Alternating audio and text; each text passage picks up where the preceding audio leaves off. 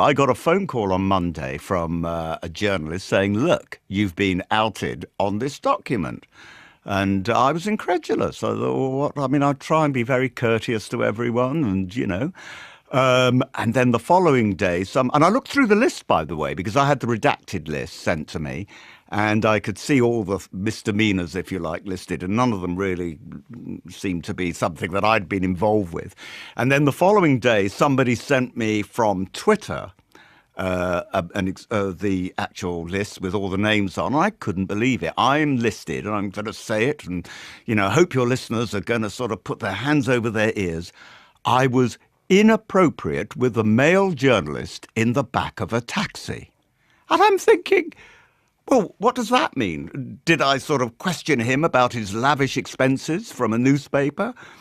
Did I do something more serious, in which case why wasn't it written about by the journalist? Because that would have been a scoop, wouldn't it? I've asked journalists up in the House of Commons press gallery because they're a bunch of gossips and they all talk among each other. None of them had heard this story. And you'd presume they'd be the first to write it. Absolutely. None of them had heard anything about it. So not even a whisper. How did you feel to be put on that list? I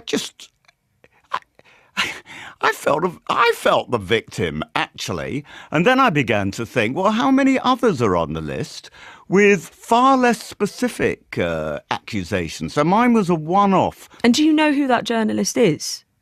Do you know? No, I've got no idea. You've got no idea. I've been racking my brains trying to think, when have I ever even been with a journalist in the back of a taxi? I mean, I must have done, because I've been an MP for 25 years, and before that I worked for the BBC, so I must have been with journalists. But, I mean, what did the taxi driver think? It's almost ludicrous.